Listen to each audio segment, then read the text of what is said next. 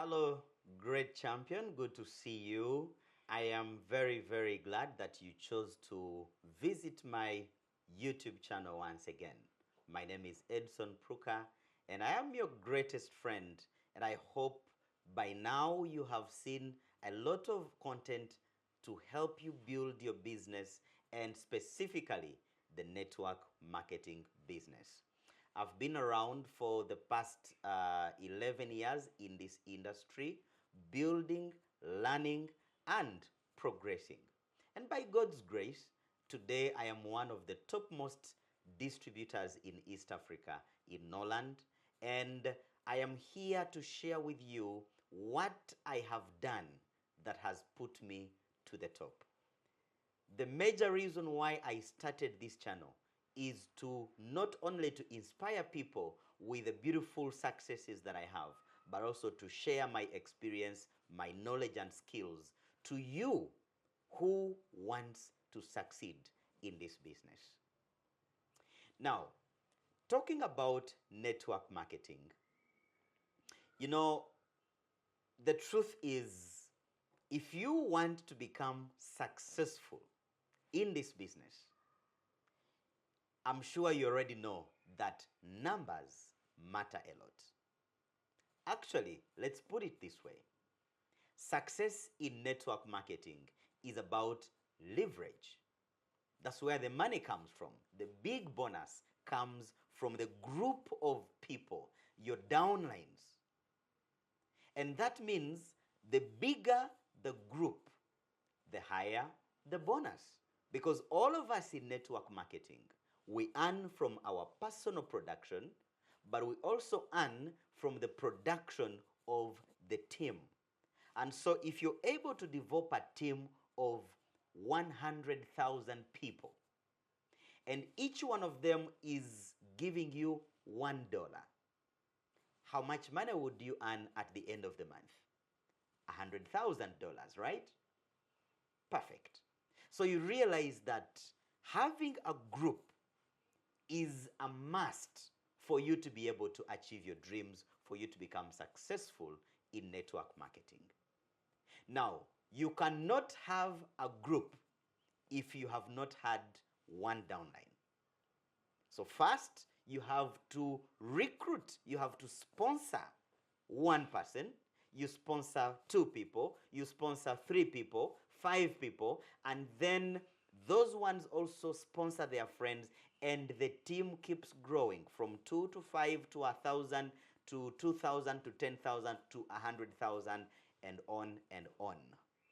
So that brings us now to the topic of discussion today. I want us to talk about the process of sponsoring somebody. Because if you don't sponsor this one person, how will you get the 100,000? Now,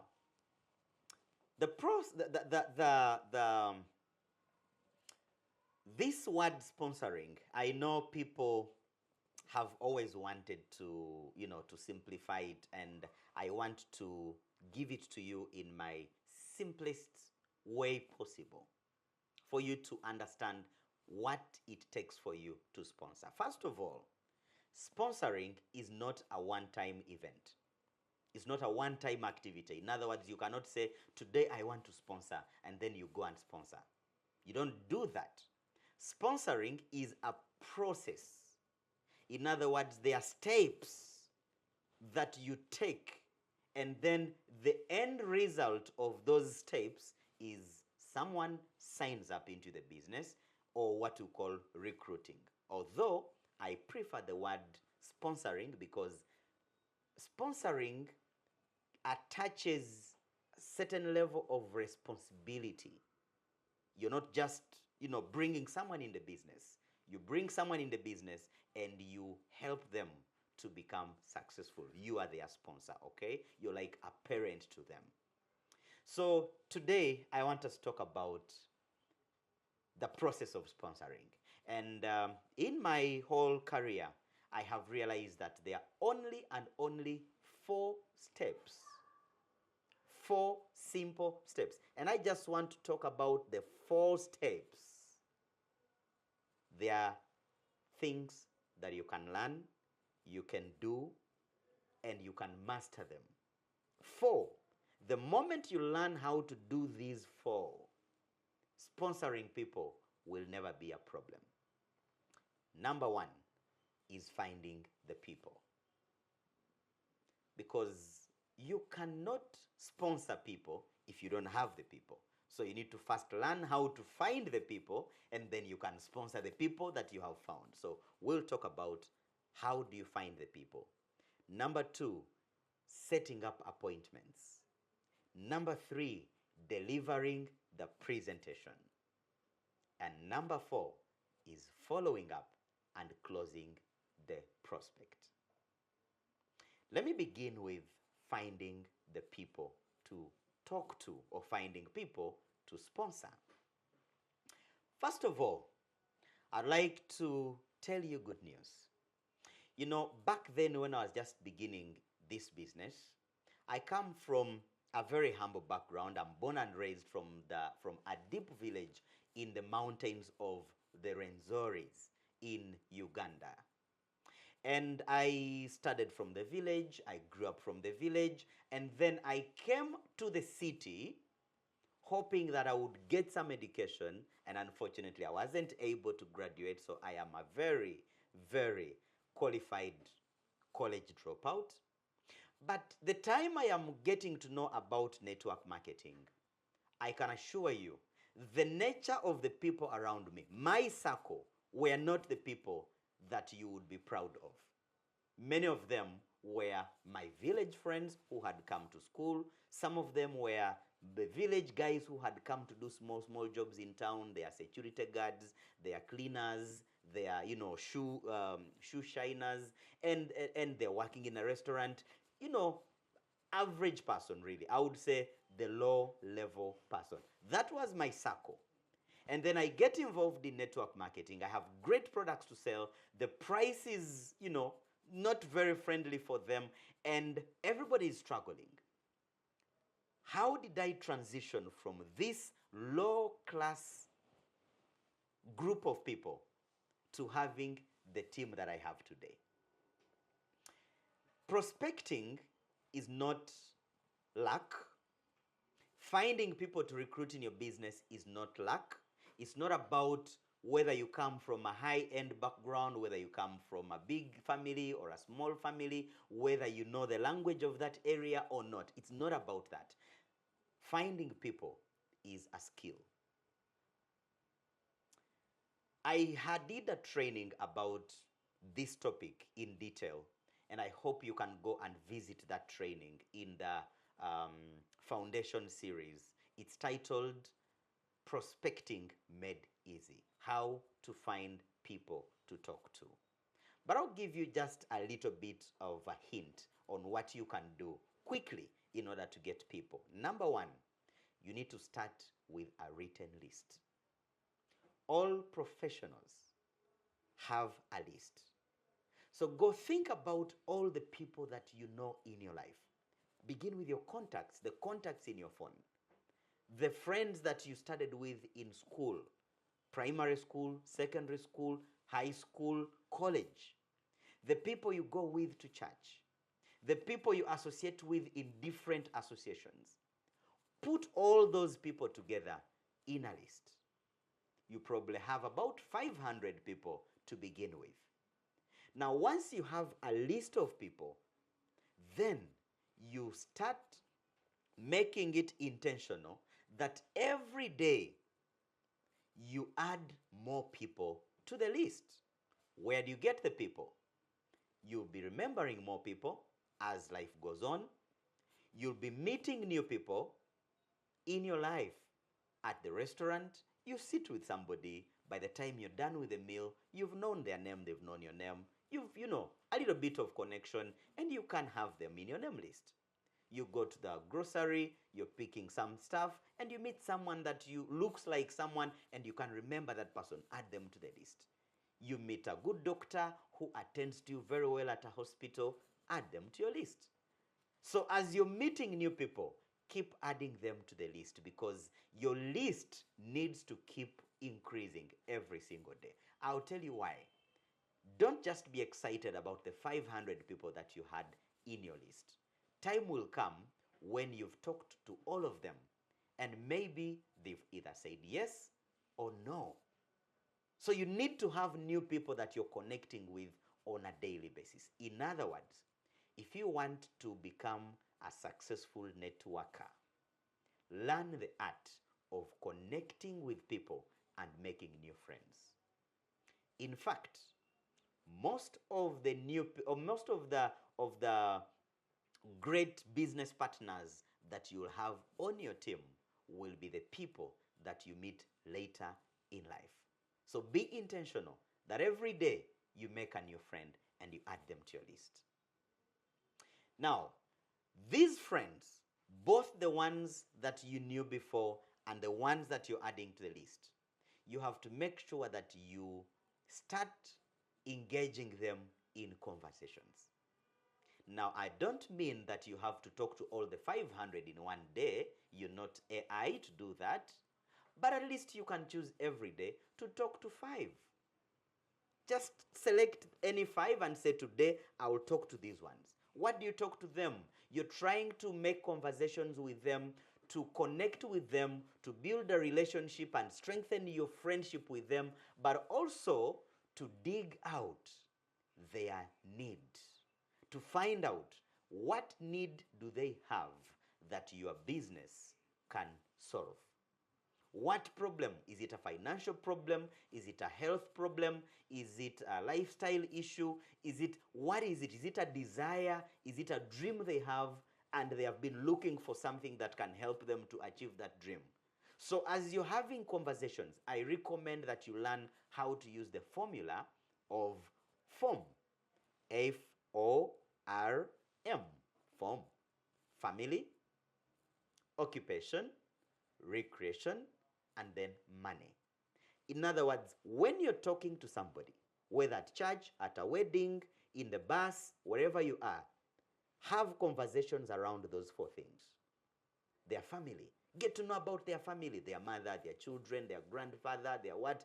Talk to, ask them all that you can be able to know about their family. As they are telling you about their family, they will be mentioning someone who is sick, someone who is unhealthy, someone who is supposed to join college but they have not yet joined college. They will talk about, those things about their family. And then you talk about their occupation, their work, their business. They are farmers, they are a teacher, they are what. As they talk about their occupation, they are trying to talk about the good part and also the negative part, where they feel there is a need. And then you ask about their recreation. How do they spend their part time? And then you also talk about the money. Talk freely about money with people. Let them tell you their fears, their challenges, their money challenges, how the bank is almost, taking off their mortgage. And as you do those conversations, you're noting down their point of need. So once you have collected information about somebody, that one is a good prospect. Now you can go to step number 2, setting up an appointment. Now, when it comes to setting up an appointment, first of all, I'll recommend that you use a phone to set up an appointment. Why? Because I want that process to be as short as possible. I don't want you to do a presentation. I just want you to set up an appointment with this prospect for them to watch or to come for the presentation. So using a phone will be much easier for you. Number 2, make sure that when you're setting up an invitation for them, you make the invitation about them. Don't make the invitation about you or about the event, but make it about them. What do I mean? You had a conversation with Sarah, for example, and Sarah mentioned to you that her mother was struggling with cancer. And they have gone to every hospital, and she hates looking at her mother in that sick bed, and she's wishing to help her mother. So you give her a call. That's a conversation you had maybe during a wedding or in a restaurant, wherever, maybe on a WhatsApp, and she explained to you all that. So the day you want to make an appointment for her, give her a call and say, hey, Sarah, on Thursday last week at the wedding of so and so, we had a conversation, and that conversation has been on my mind. I'm talking about the condition of your mother. I've been thinking about how I can be helpful to you and your family because I know you're good people. You are a friend of mine. And I thank God that I got an idea. I have found something. I have researched about it, and I believe that it can help your mother. Sarah, if I made an appointment for you to come and look at this particular product, or if I send you a link that you can click and read about this particular product, would you create time to look at it? Would you make time and come and see the product? So it's just as simple as that. It's a one simple question. If I, would you? Do you remember what we talked about? You told me about how your children are struggling with school fees. And I feel your pain. I've been thinking about you for some time. I am glad to tell you that I have found an idea. If I invited you for a meeting where you can learn some extra skills, an opportunity that you can use to get some extra income that can help you to pay your school fees. If I can invite you to meet somebody special that has been in your situation and that person can help you to get ideas, would you be willing to come?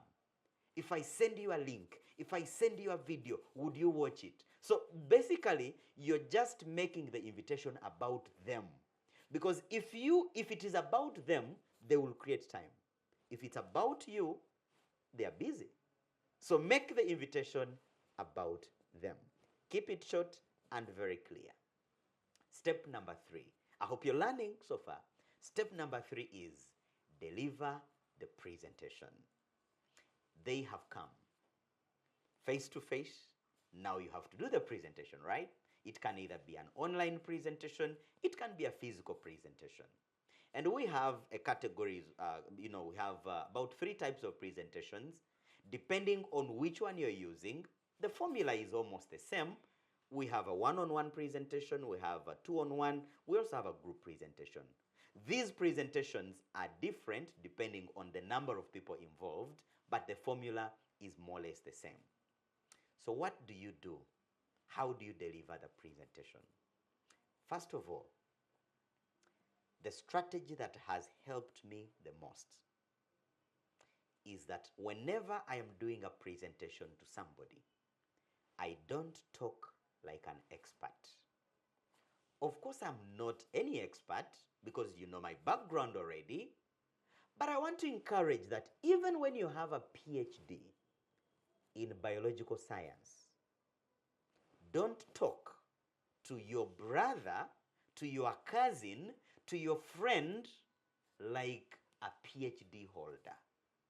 You see, people want to relate with their friends. Someone wants not to hear from a lecturer. They don't want to be lectured.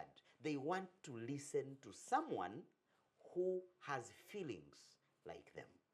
Someone they can relate with, and you better be that person. So talk in your presentation. Talk like a satisfied customer, not like an expert. In other words, relate with them. Number 2, in your presentation, I normally teach of a formula, the simplest formula for you to deliver a presentation called the 4 P's of a presentation. 4 P's, in other words, P, like my name, Prucka. Now, these are 4 P's. So we have the first P is the profile. The second P is the product. The third P is the plan.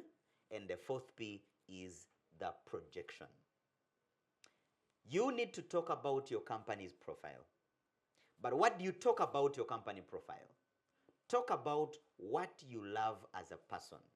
what you have found that you find good, outstanding about your company. Presenting to somebody, let it not be your idea. Use the tool so that next time when they want to again get the concept, they can always go back to the same tool that you used, and that is going to help them a lot. It will even help you in duplication, because now when they get their friends and they want to talk about the GI, they don't have to call you and they say, oh, please talk to my friend, he has ulcers. No, no. They will just go to the website and they point the GI and they can show another friend. So you realize that it also becomes easier for them to duplicate what you're doing, and so you don't have to be everywhere teaching your people. You just do it once. Our business, we believe that it's a monkey see, monkey do. So how you present to somebody, in most cases, that's how they will present to their person as well. So don't use your head, use the tools. Lastly, let me talk about the last step. I hope you're getting value by now and you're excited, right?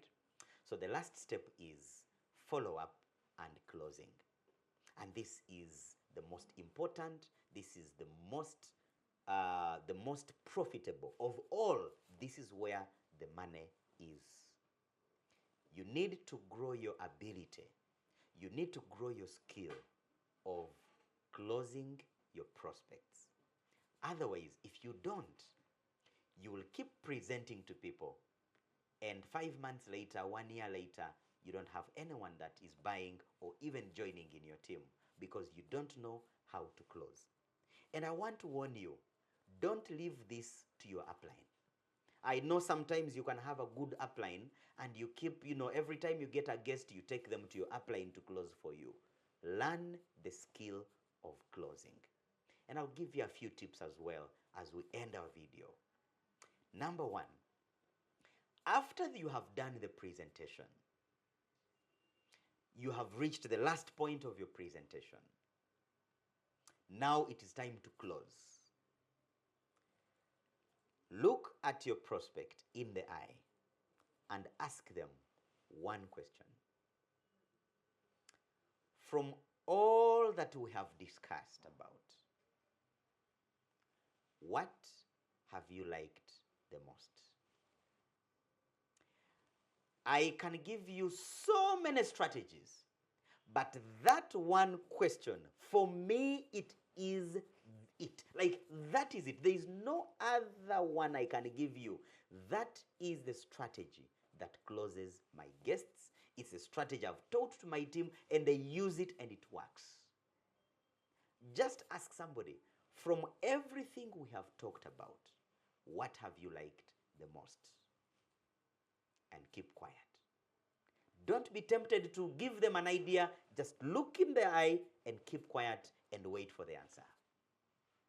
They will tell you what they have liked. Maybe it's a product. They will even tell you which product they have liked. Now, in most cases, when they mention a particular product, then it means that is the product they need. So don't start rotating around your other offers. Just stick to what they have said they liked, and that is their area of interest. So we're going to ask them the second question. Why did you choose that? Keep quiet again and let them explain why they chose the Noripad. After they have given an answer, then you ask the third question. I hope you're writing these 3 questions. These are the closing questions that you need. The third question is, if this opportunity was the best opportunity that would help you to achieve whatever they mentioned, okay?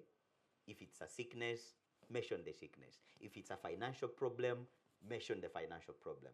So ask them, if this opportunity was the only opportunity to help you achieve such and such an issue in the shortest time possible, how soon would you be ready to start?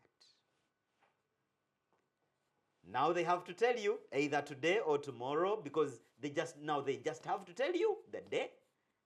So if they say, I think I'll be ready to start even now, it means they are ready to start. So pull out the order form, let them fill the order form, and they start. If they say, I think I can start next week, now you know what to do.